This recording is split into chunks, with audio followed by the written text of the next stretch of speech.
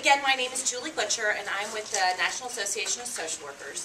One big thing that you need to know is NASW does not license social workers.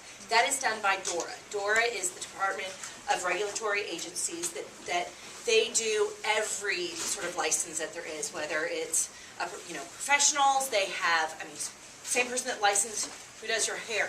So that is an organization that's a state-run, and so every information that I'm giving you is what we have as the best of our knowledge.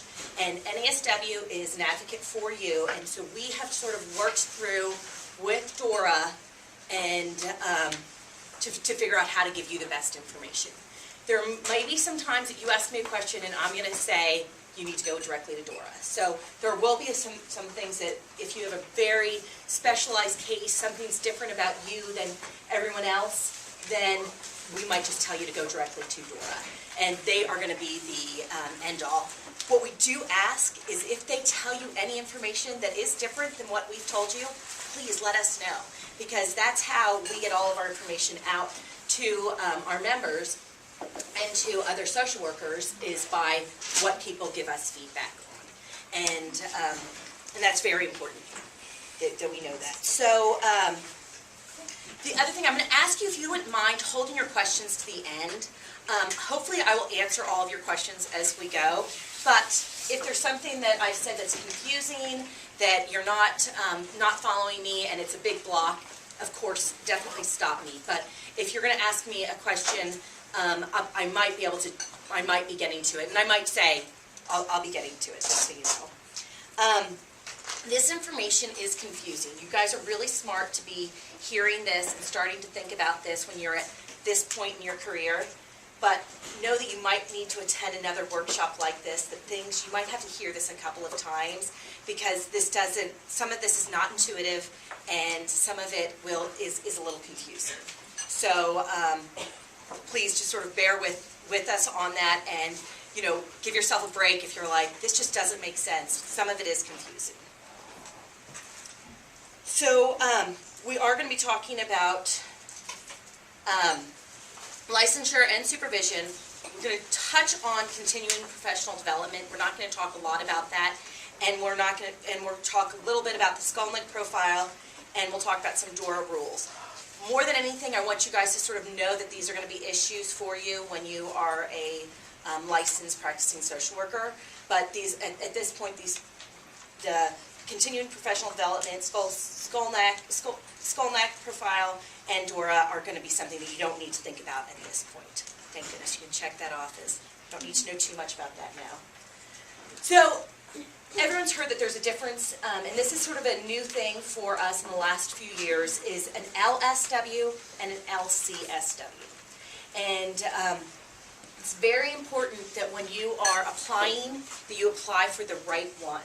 So even if you want to be a licensed clinical social worker, you first have to apply as an LSW. So the difference is an LSW is a licensed social worker, and an LCSW is a licensed clinical social worker. And we're going to talk about a little bit about what the difference is between those two things. But we're going to start first with the LSW. The LSW is a first step. You cannot start working on your supervision hours until you have your LSW.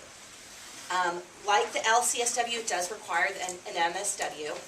You do have to take an Aswb exam. We're going to talk a little bit more about that in a second, because you have some options to make when it comes to which exam you want to take. And this can be attained once you've gotten your MSW. And we're going to talk a little bit more about that, but it also has to do with when you get your transcript too. So we'll talk a little bit more about that. And again, the application is through Dora, not through NASW. A licensed clinical social worker is somebody who's already been an LSW, and has done their supervision hours. So that's one of the big differences between the two. The reasons why a lot of people get the clinical is that that's a way that you can bill or do the third-party billing. There are a lot of a lot of careers or jobs that are going to not require you to be an LCSW, but there are going to be ones that's definitely mandatory that you have that. So if you think you're going to be doing clinical work, it makes sense for you to get the LCSW. All of this is on your handout, so I don't need to read it to you. Oh, I'm sorry, my Norton's thing just popped up. I just copied 15. Where are the ones that are going around the room? They already got stuff on that side. Wow. So how many people do not have handouts? Keep your hands up. Oh. Okay. Sorry. I'm really impressed, I must say, that so many of you are interested in this at this point. I thought there'd be like 25 of you. I know, that's so. Step one is getting your LSW.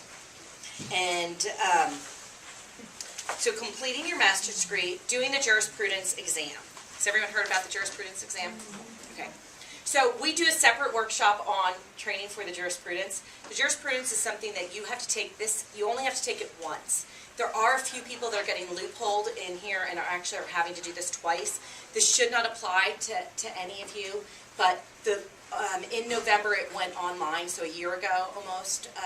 The form went from, it used to be a paper pencil to an online form. There are some people who are kind of getting in trouble that they had done the paper pencil and they waited too long, and so they're not holding it over and they're having them do it.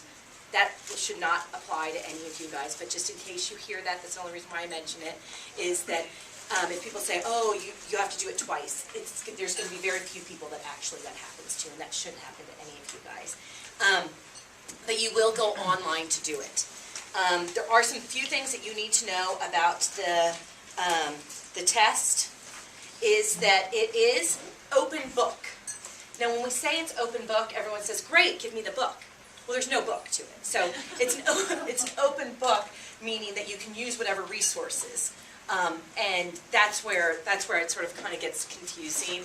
A lot of the information that you will find if you are taking the jurisprudence exam, when you are taking it, you might want to do just a training. We do offer a training it's free for our members, and we're actually hoping to start having that be a webinar, and so it would be an online. That way, the nice thing about that is that you can just pause it and sync all the information in, and then keep going. So we're hoping to get that up and running pretty soon. For sure, by the time you guys are going to be taking the jurisprudence, then that will be online. But it's the same test. The jurisprudence test is taken by all mental health professionals. And so that even includes the unregistered database. They changed the name of it. Registered psychotherapist. No, not registered psychotherapist. It's registered. I don't think it's I don't think they have. Is it? Yeah. Okay. Okay. So, but the what we used to call Unlicensed psychotherapist. Unlicensed therapist. So, so it includes everybody, that all licensed professional counselors, LMFTs, all of us. So we take the same test for the jurisprudence. CACs take the same one. It's one of those things you just kind of have to get through it. It's got a lot of information on it that you just look up the answers and you fill them in. It is very important that you do not share any of that information. You will sign before you take the test. You will sign an affidavit saying that you will not share that information. We do not know how stringent Dora is going to be about that, but it's one of those things that you are signing an affidavit saying that you're not going to share it. So please do not tell us any of the questions. Do not tell any of your friends what they are. It's one of those things that we really don't want to get involved in that. We don't want people to get in trouble. So you just have to get an 80% or better. But once you've passed it, it's passed, and it counts for both your LSW and your LCSW. And then you have to submit all the information to Dora, which brings us to the next thing. What information do you have to submit to Dora? So you have to do the application, which is online. And again, when you go to print out this application, you guys are going to be doing the LSW. And you need to make sure that you print that one off. We've had a lot of people that have come to us recently that have, by accident, printed off the wrong one, and they submitted the licensed clinical social worker, and they did not move forward in the process, and so they have to start the process all over again. And it can be a lengthy process, and so it's pretty important that you follow all of the steps that you need to, and so make sure you print off the right one. So the fee is actually $185, and I just changed this on my thing, but obviously it did not save. So it should be the correct on your form. It says the right thing, but it just went up, and I had changed it. Your official transcript, which needs to be sealed, we want to make sure we tell you that, to make sure you do have it sealed. I made the mistake of having my transcript sent to me at work. And of course, I was in an office where somebody opened all of our mail, and so I got it on my desk with it completely opened, and so I had to start over again and pay the fee to do it. So just make sure that if you are doing the transcript, that you're not sending to a place that opens your mail.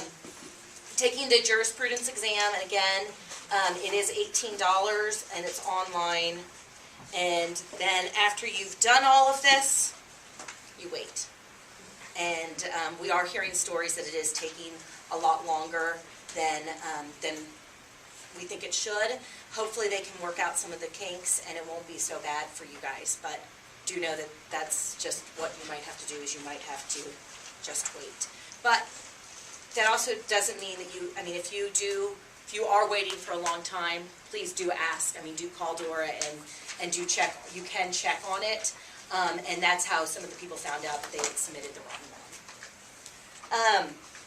So once you've gotten approval from Dora, then you can take the exam, the ASWB exam. And on here we have, that you can, they'll hold your application if it takes you a while to get everything done. They'll hold the LSW for 1 year and your LCSW for 5. We're going to talk a little bit more about ASWB, but they are a separate organization. They run tests. They are, and the nice thing about the AWSB is that ASWB is that they are real exam. It's a real test, and the jurisprudence sometimes does not ask questions the right way, and it's sort of sometimes you kind of go, what are they really asking me? These are tests that have been written by test makers. And so they are, when you study for this, you are, and it will ask you questions that you know. So, but there are different, this is where you then have a question on which one of your tests to take. Wait, hold on, sorry. What are the differences between? That's what I was going to go over, and I thought it was the next slide, but it's not. Okay, so let me talk a little bit about that. The 3 different levels, there's 3 different tests that you can take. So the master's level is what you need for the LSW. An advanced generalist you can take for, and that can be for either an LSW or an LCSW. And then the clinical is the LSW and the LCSW. So you can take the exam right from the beginning. You can take, if you know for sure you're going for the clinical, you can take the clinical exam before you apply for your LSW. The problem with that is this exam is written with the idea that you have 2 years postgraduate experience. So it is a definitely harder exam than the master's level exam.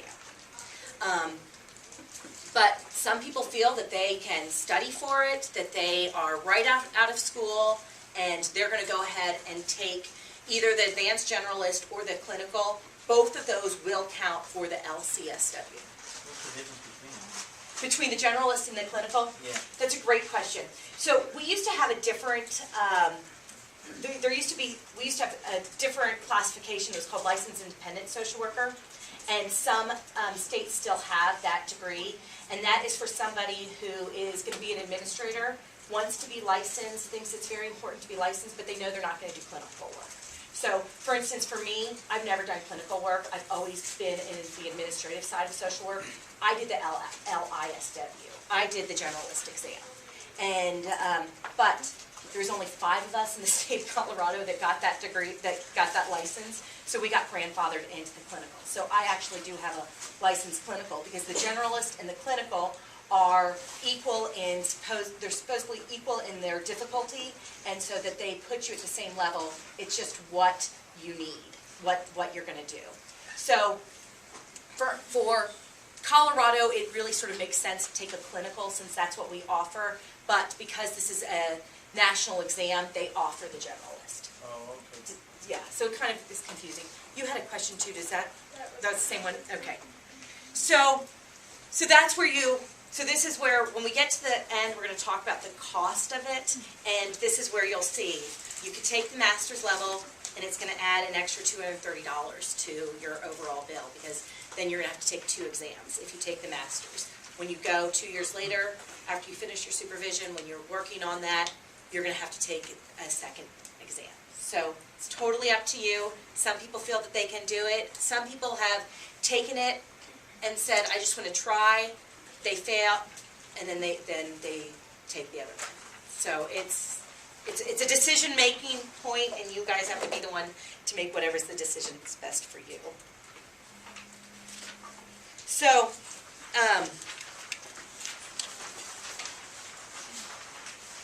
so the next thing is once you have your LSW.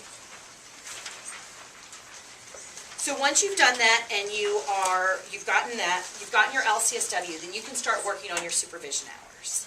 And it's very important that your supervision hours and your experience hours and your clinical supervision are happening at the same time.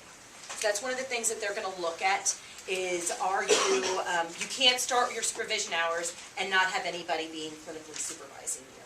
So you want to make sure that you have somebody that's doing your clinical supervision and that you are working on those at the same time. The nice thing is that your supervision hours, it does not necessarily mean that they're called experience hours.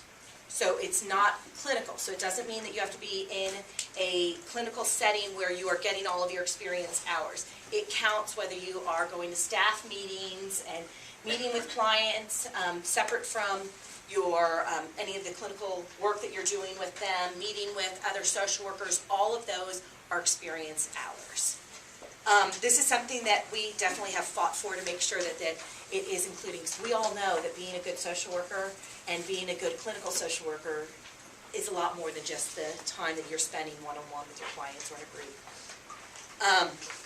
But this is definitely where people get in trouble, is that they will start their experience hours without having a clinical supervisor. You guys, when you graduate and you are getting your job, you need to make sure you're asking the question, who will do my clinical supervision? And it has to be a social worker. And so make sure that they might say, oh, we have somebody on staff, but they're licensed in they're an LPC. That can be your supervisor for work, but that cannot be your supervisor for this. So you might end up having to pay for supervision. You might have to look at different programs to help get your clinical supervision. Before I move on, this is kind of a big thing. Does anyone have any questions about that? So can you speak just a little bit to the provisional license, since I know that's what a lot of people do for their hours, since you know what you were talking about says that you can count your hours if you're provisional licensed or registered unlicensed psychotherapist? So that is, if you do decide to go the route of doing the unlicensed psychotherapist and you get registered there, you can count your hours for that. That's a decision, that's another decision that you get to make. NASW is not a big, we are not a supporter of that, is that we feel that you've worked really hard to get your degree and that we value that you're a social worker, and by putting yourself into this other group that's the unlicensed group, then you are, it's a decision that you're making, but that's where we will have the stance that we feel that you should go for the LSW instead of going the route. But everyone has to make their own decision on what works best for them, and that's a decision that you guys have to make. Does that answer your question? The other thing I do want to add here is be sure that while you have your supervisor, that you have your supervisor signing off on your hours as you're going along. I can't tell you how many stories we've heard of people who their supervisor leaves and they've never gotten them to sign off on their hours and they have to start their hours over again. Or that their supervisor dies and they have to start their hours over again. So, did you have a question? I do. This seems to be easier for me at least to understand than this. Is there a way that you can email all of us this content so we can? Somebody's doing it for us? You know, let me check about that. I'm not sure if this is something, so you're saying that this is easier than the PowerPoint? Okay, yeah. Let me see if we can get that to you, and I'll talk with Lisa about whether we can get that out.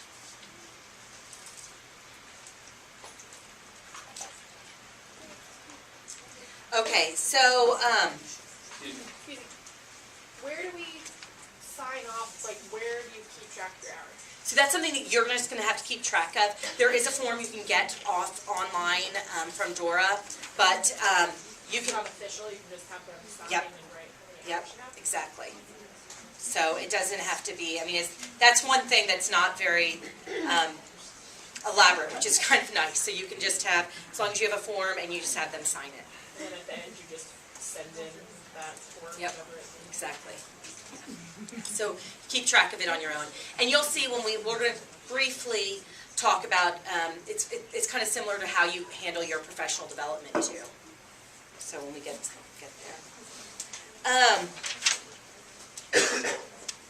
So this is again where we're talking about the your work experience, where I had said that all of your work experience does not have to be in direct clinical work. A minimum of your at a minimum, half of your work does have to include the professional relationship. So, and if you read this, it's very important that you see this. It says, must include a professional relationship that involves treatment, diagnoses, testing, assessment, or counseling. And that "or" is very, very important because it is, it's a legal term, and it means it could be any of these. And this is something that we have had to fight for, is that we feel that there's a lot of being a clinical social worker that is not just one-on-one. And so that's what this is sort of hitting at. And there's a lot of social workers that have been turned down for their license because they were told that it was a group of medical social workers got turned down because they were not doing a lot of one-on-one counseling, but they had a lot of other clinical work in their background. And so they were saying that Dora was trying to assume that it was an and counseling, and we want to make sure that it's or counseling. So this is something to protect you guys, and so that all of your clinical work is really taken into account. So I think almost any position that you guys have as a clinical social worker that will, or as a social worker, as a master's level social worker, is going to fall under this. So, you know, that's definitely something that's very important, and for the people that have gone before you, that we sort of have fought for this to make sure that we, you know, that we are very much validating what work social workers are doing.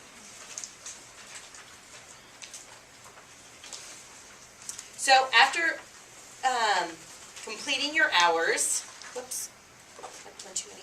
After completing your hours, you're going to do another application and fee,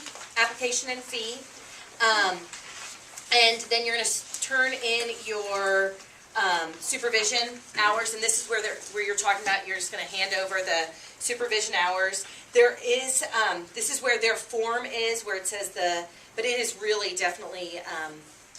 I mean, it's very simple. It's not very elaborate, but you just keep track of that. And they're saying make sure it has to be copies, that it's originals, not copies. Of course, I would make a copy of everything that you send to them, and I would keep that with you just in case. And we've never had it, I've not heard too many issues, I haven't heard any issues of people saying, oh, they said it was a copy and not an original. But it's something that they say, so make sure you do keep copies of it and do send them the originals. And then the exam verification that you have passed the exam. So this is, again, where we're sort of talking about the different degrees, the advanced generalist versus a clinical. So this is a very sort of a more concise way of sort of looking at it. Clinical is definitely, if you know for sure you're going to do a clinic, you're going to be a clinician, you want to open up your own practice, then for sure you're going to want to do the clinical. And again, that it's just, if you also think you're going to be a person that's going to move around, a clinical is probably going to be something that's going to transfer easier. But it always depends on what state you're moving to. So if you do move, be sure to look at what state that is. This is the estimated cost. This is how much it is for you to get licensed. You then will, which we'll talk about later, is keeping up your license is an additional fee. So you for sure will have to, if you take if you can take and pass the Lcsw exam, you can get away with just under $700, $648. But if you are going to take the 2 exams, it will be $878. What do most students do? That's a really good question.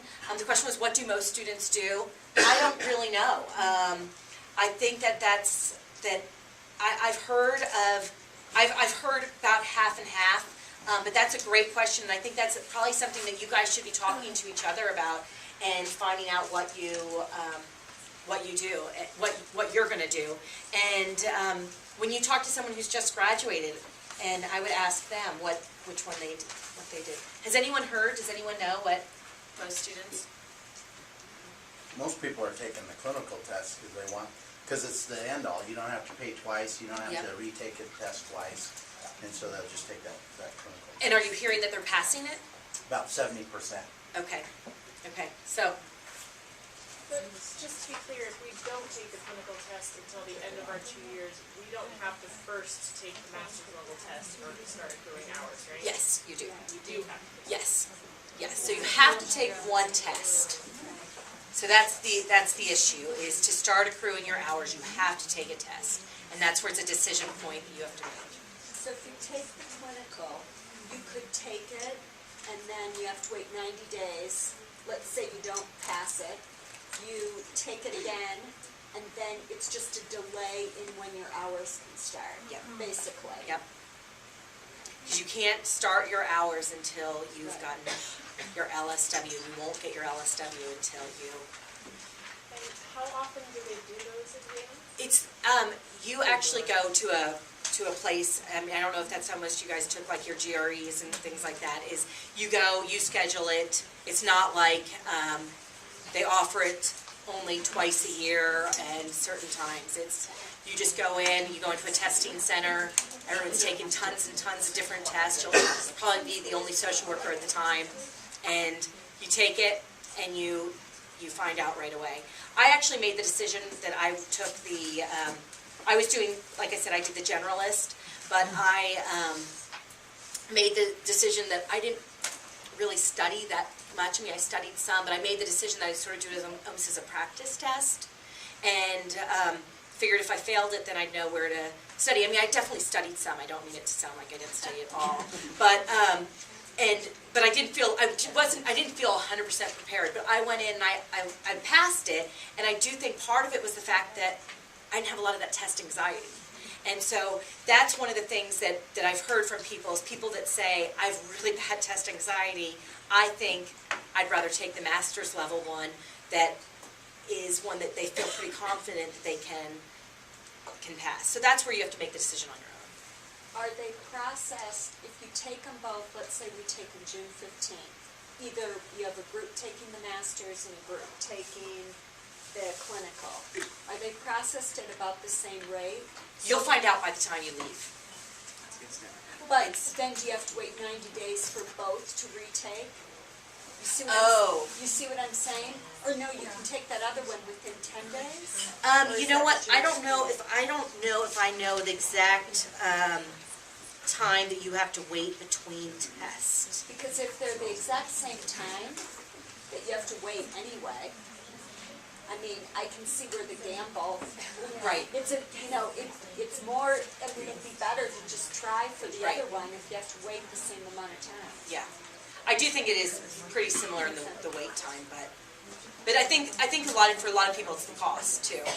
Are there study books for these? Yes. There are. Yep, and there are, different people offer different study tests. DU has a wonderful program that they offer as to study for the exams. But there's lots of different ones you can find out of different groups that offer study. And you can do study groups. I mean, there's lots of ways that people study for exams. The only thing I'm not clear about, do you have to take the jurisprudence before you can take the LCSW? And you have to wait till after you graduate before you can take the jurisprudence, right? Okay. Yeah, it is a waiting game. You graduate, you decide you want to go the Lcsw route. If you take the Lcsw and not the licensed social worker, and you pass, do you get an LSW as well? And that sort of. Yes. Yes. Okay, So I if you pass the clinical, you have to have passed one of the exams to get your LSW. So then I get to be a licensed social worker for 2 years until I complete my hours, and then Yes. I'm an LC. Yes. Okay. Does that make sense? So I'm not missing out on being licensed for 2 years. No. I have a question. The totals down at the bottom, Uh-huh. 878 and 648. Could you help me understand where you got those numbers? Because the numbers up above won't add up. It just, which one's not on there is the $18 for the online exam. Oh, I see. Yeah. Okay. It was on a different one, and I didn't realize that it wasn't on here when I did it. Okay. So thank you for pointing that out. Does the Lcsw supervising you have to be in your workplace? No, that's a great question. So you can do your license, your supervision, lots of different ways. So did everyone hear the question? The question is, does your supervisor have to be in your place of work? A lot of times it's not. So if you're applying for a job and the job does not have a licensed clinical social worker on staff, one of the first thing that you should do is ask them who's on their board. If it's if it's an organization that has a board, say who's on your board. If that person's an LCSW, can they supervise me? And then it's nice because it's somebody that does have a connection to your organization.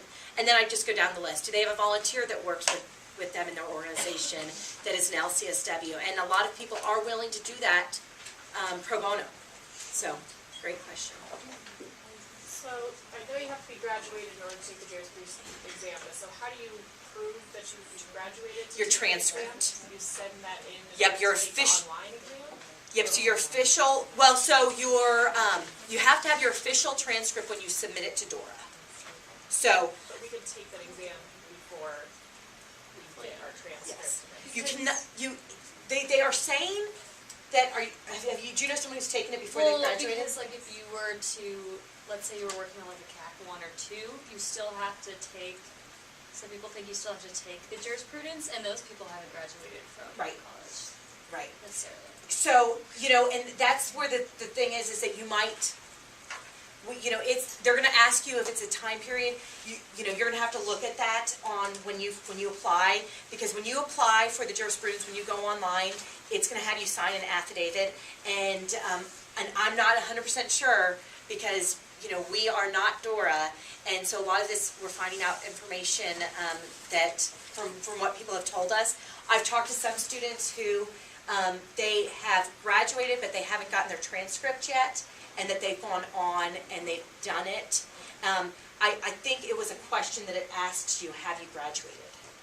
And, but I don't know that for sure. You'll have to look at that. If you have a situation where you you don't have an Lcsw supervisor on site, you need to set up one of those alternate arrangements. Who tells you that what you've set up is correct as far as supervision? Like, if you're getting a board member or volunteer, you go to Dora and say, here's And what you I do set not up. have to have pre-approval for your supervision. So as long as they are a licensed licensed clinical social worker, and does everyone know how to check if somebody is licensed? So, okay, so go into the department, Dora, go into the Department of Regulatory Agency, and it's called Allison, ALISON, and you can check, I mean, that's where you check your hairdresser to your plumber. I mean, everybody is in there, but you can check, and so you want to make sure that they are in good standing.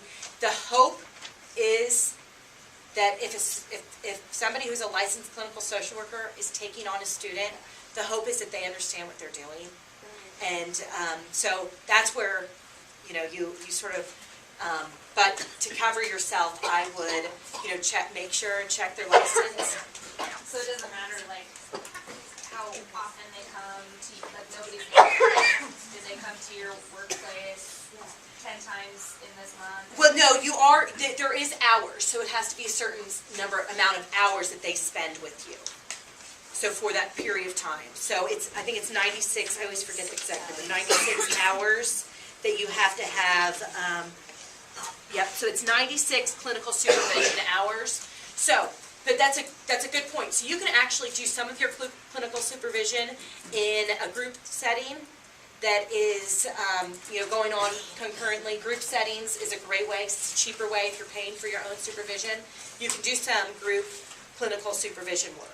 And as long as it's going on at the same time and you have 96 hours, doesn't matter. What, does it always have to be the same supervisor? No, No, so you could. you can have multiple supervisors. Multiple supervisors signing off on these 96 hours. Yeah, because somebody's going to have an incident where they have I mean, ideally it would be great if your boss for your job is also a clinical social worker and they're signing off on it. They could get a new job and they're not going to want to follow you. So that's why I said it's really important that you get people to sign off as you're going. So I think there were some questions over here. I don't know who was first. It's just real quick, and on the other side, it said that 48 of the 96 hours are being face-to-face. Can the rest of those hours be on the phone?